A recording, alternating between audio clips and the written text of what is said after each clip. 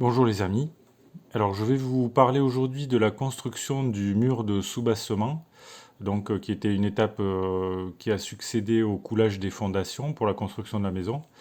Mais n'oubliez pas de vous abonner à la chaîne si vous ne l'avez pas encore fait, comme ça vous pouvez recevoir gratuitement des actualités sur la construction de la maison, ça peut vous être utile si vous avez vous-même un projet de construction. Et vous pouvez également cliquer sur le pouce j'aime sous la vidéo. Alors, la construction du mur de soubassement, c'est l'étape qui succède au coulage des fondations, que j'ai présenté dans une vidéo précédente, et dans laquelle donc j'ai détaillé, j'ai tout expliqué par rapport au fait de couler les fondations. Alors, suite à cette étape de coulage du béton dans les fondations, après les avoir ferraillés, etc. On se retrouve donc avec un sol un sol en béton, sur lequel on est prêt à construire les premiers rangs du soubassement de la maison.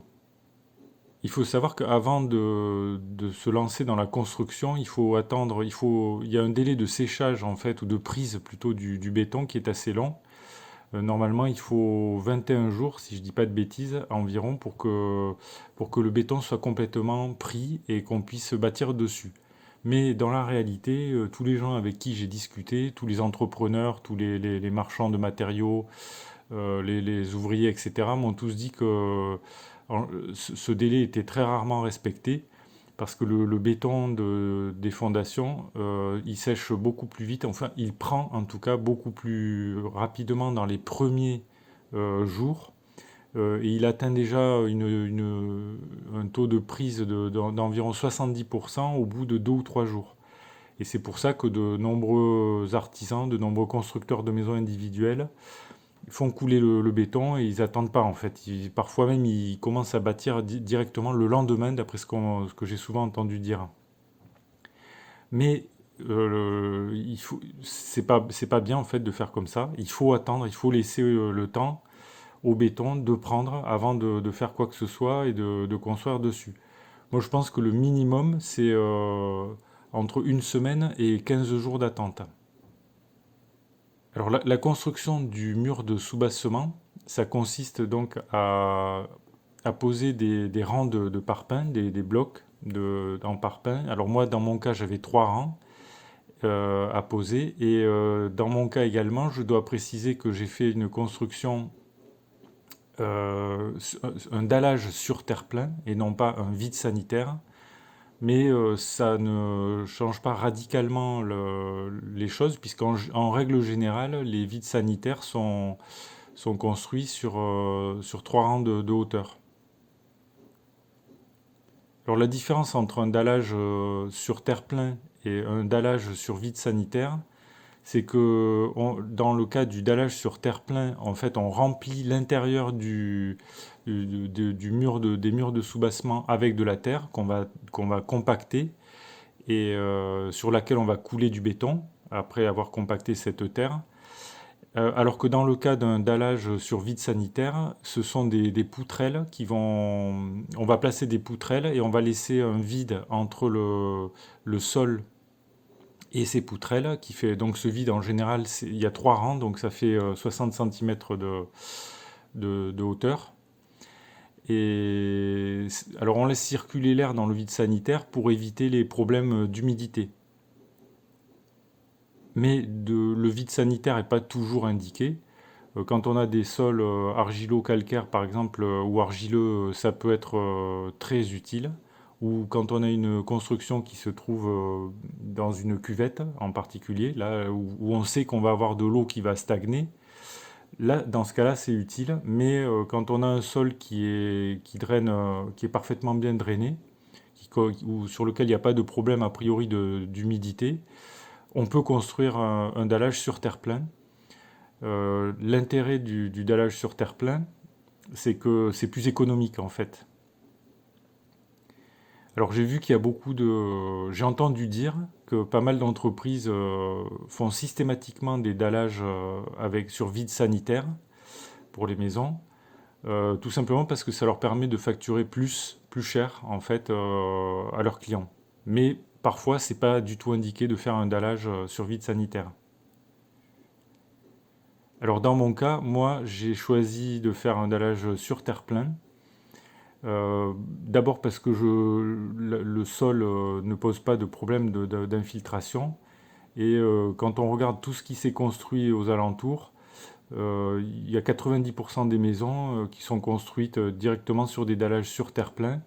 Et dans la région, là, alors aujourd'hui, les constructeurs font des vides sanitaires, mais c'est pas la tradition tellement, quoi. Il y a la grande majorité des maisons dans la région est construite directement posée sur le sol, sans qu'il y ait forcément de problème d'humidité.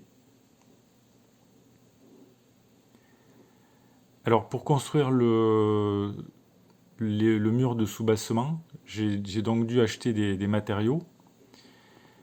Et donc j'ai acheté des matériaux donc des parpaings, 3 palettes de parpaings et une palette de planelles.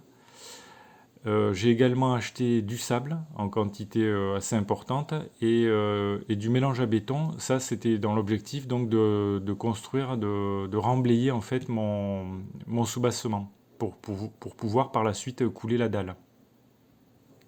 Donc en ce qui concerne les parpaings et les planelles, je peux vous dire combien j'ai payé.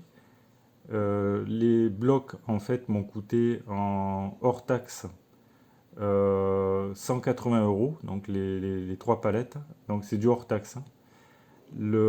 Sachant que les palettes étaient consignées, 76 euros de consigne de palettes.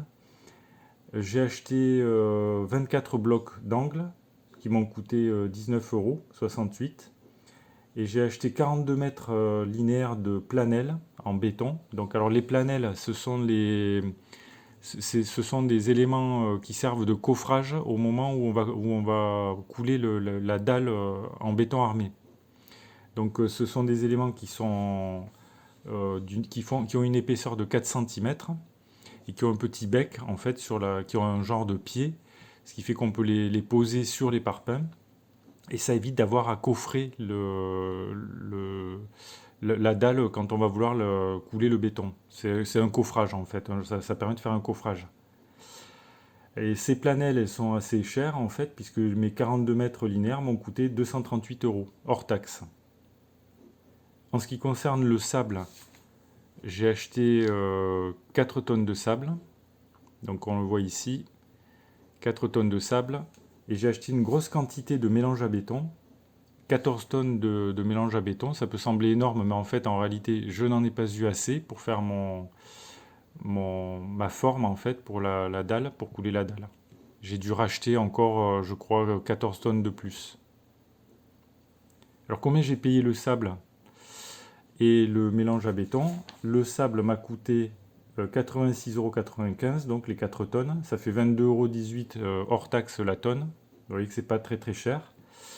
Et pareil pour le mélange à béton, en fait, pour faire la forme, pour pouvoir couler la dalle, ça m'a coûté 21,55 € la tonne hors taxe, ça fait 300 euros. Là, le gros tas qu'on peut voir ici, là, c'est 300 euros hors taxe. Alors à ça, il faut rajouter les fers, les aciers, que j'ai utilisés par la suite pour couler la dalle. Donc là, on peut voir le camion en train de les décharger. Vous voyez que c'est très encombrant.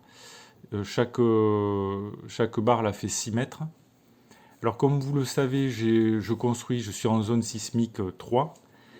Et par conséquent, j'ai pris du treillis soudé donc, qui est allé dans la dalle en béton, avec des mailles, avec du treillis de diamètre 7 mm. Donc c'est des plaques de 2,40 m sur 6 mètres. C'est très costaud, hein. C'est vraiment habituellement on met des treillis soudés de taille plus fine dans les dalles en béton. Et là j'en ai eu rien que pour le treillis soudé pour 917 euros hors taxe. Donc vous voyez que c'est bien cher, quoi. Le prix est bien élevé. Et j'ai également pris de quoi faire un chaînage à l'intérieur de mes planelles en fait. Et donc j'ai pris là encore un chaînage avec des tors de diamètre 10 mm, donc, qui sont adaptés à ma zone sismique particulière. Mais en général, les gens dans les zones sismiques 2, ils mettent pas du 10 mm, ils mettent quelque chose de plus fin, 8 mm par exemple. et donc plus fin, donc moins cher. Mais moi, dans mon cas, j'ai pris donc 42 mètres linéaires de chaînage en acier qui m'ont coûté 224 euros hors taxe. Alors, vous voyez que là, en fait, j'ai fait livrer la totalité des matériaux nécessaires pour monter le mur de soubassement en lui-même, mais aussi pour couler la dalle, en fait, pour aller donc jusqu'à la dalle. Et après, il me manquait donc tous les matériaux pour construire la maison, le gros œuvre, les murs de la maison en elle-même. Et ça, c'est une autre histoire. Donc l'ensemble de ce que j'ai payé là pour tous ces matériaux, ça m'est revenu à 2510 euros. Voilà, TTC, voilà, pour tous ces matériaux-là. Donc, c'est-à-dire pour construire à la fois le mur de soubassement, qu'on voit ici, mais aussi pour préparer les planelles, c'est ce qu'on peut voir sur cette vidéo ici, et pour ferrailler pour faire le ferraillage horizontal de la dalle en béton, ainsi que la pose du treillis soudé sur la dalle en béton. Alors en ce qui concerne le mur de soubassement en lui-même, euh, ce que j'ai fait, en fait, ce qu'on a fait avec mon beau-père, c'est qu'on a installé des balises. Donc des balises, comme on peut voir, ce sont ce sont des planches verticales qui sont fixées donc dans la fondation là. Et à partir de ces balises, on a tiré une ficelle, un cordeau comme ça qu'on a tendu entre les deux balises, et pour avoir un repère, voilà, pour avoir un premier repère. Et donc à partir de là, vous voyez ici on retrouve les piquets que j'avais plantés au départ là pour implanter mon bâtiment. Et à partir de là, donc on a commencé à poser le premier rang de parpaings. Alors la difficulté qui s'est qui s'est présentée, c'est que la, la fondation n'était pas tout à fait de niveau, puisqu'on peut voir que j'avais mis des repères ici et que par endroits, donc les repères n'étaient pas totalement couverts. Et ça veut dire qu'il a fallu faire des joints très épais en bas là. C'est plus compliqué de poser des parpaings sur des joints très épais comme ça que de poser des parpaings avec un joint normal. C'est-à-dire un joint normal entre deux blocs, il va faire entre 1 et 1,5 cm, on va dire. Donc la pose a été un peu longue, on va dire, parce qu'il a fallu faire pas mal de... Il a fallu, pour avoir un niveau correct, il a fallu mettre plus de... Enfin, s'appliquer un peu plus, quoi. Voilà. Bon, alors les balises, en ce qui concerne ces balises-là, est-ce que c'était une bonne idée ou pas? Bon, on a eu un désaccord hein, sur ça avec mon beau-père. Moi, j'avais vu ça sur Internet. J'avais trouvé que c'était une manière de pas se tromper, quoi, de pouvoir planter de pouvoir implanter ces blocs sans erreur, et surtout de remonter facilement son cordeau là, sans se tromper, en faisant des repères directement sur la planche. Mais mon beau-père m'a dit que c'était pas forcément une bonne idée, quoi, qu'une fois qu'on avait mis en place en tout cas les blocs d'angle, on pouvait faire tout aussi bien, arriver au même résultat, sans balise, avec le fil à plomb et les niveaux, et le niveau, en prenant les niveaux. Peut-être, je me dis après coup qu'il n'avait pas tort, mais bon, finalement, c'est comme ça qu'on a procédé, et le mur de soubassement de 3 rangs donc, a été construit. Alors, vous voyez, ici, on voit que le cordeau a été remonté là. Alors, on voit également qu'il y a les fers d'attente qui étaient pris dans les fondations. Donc, j'ai mes poteaux raidisseurs qui sont là dans les angles et au milieu du bâtiment là. Donc, les poteaux raidisseurs, je rappelle qu'ils sont remplis avec du béton armé, et donc ces fers d'attente, ils remontent. Il faut qu'ils aient un recouvrement de 50 à 60 cm. Et ils remontent tout en haut du bâtiment, une fois qu'on les a coulés. Donc on voit ici, donc là je suis en train de poser les planelles. On voit elles font 4 cm de largeur. Et c'est ces planelles en fait qui vont servir de coffrage pour après pouvoir couler la dalle. Alors ici, vous voyez que j'avais rempli déjà les poteaux là, avec du béton.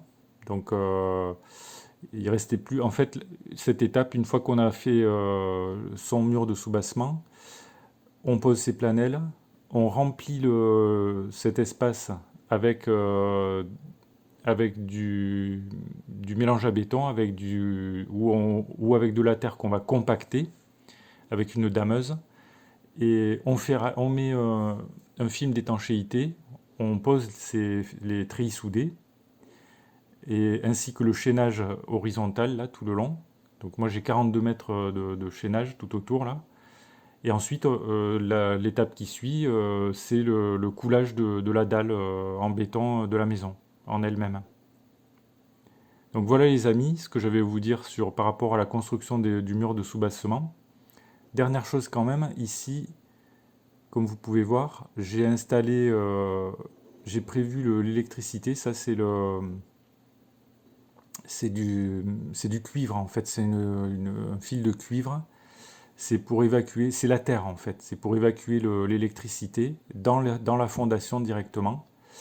Donc j'ai planté le piquet de terre pour l'électricité directement ici, à un endroit en fait où où je savais que j'allais pouvoir sortir mon fil ici, puisque mon compteur électrique va arriver dans ces environs-là. Et ainsi, je sais que mon piquet de terre, il est planté dans le sol au bon endroit et qu'il est relié en plus de ça aux ferrailles des fondations, ce qui fait que ça garantit une très bonne dispersion de l'électricité en cas de problème de surtension électrique par la suite. Dernière chose, vous voyez également ici le niveau laser qui m'a beaucoup servi en fait pour mesurer mes niveaux, pour bien contrôler que mes blocs étaient bien implantés à la bonne hauteur. Donc voilà les amis ce que j'avais à vous dire par rapport au mur de soubassement. Donc si vous avez des questions, des remarques ou des commentaires, vous pouvez les faire dans le fil de discussion. Si la vidéo vous a intéressé, vous pouvez cliquer sur le pouce j'aime. Abonnez-vous si vous ne l'avez pas encore fait, comme ça vous recevrez gratuitement des informations sur l'évolution du chantier. Ça peut vous servir pour si vous avez vous-même un chantier en projet ou en cours. Voilà. Je vous dis merci pour votre attention et à bientôt pour de nouvelles vidéos.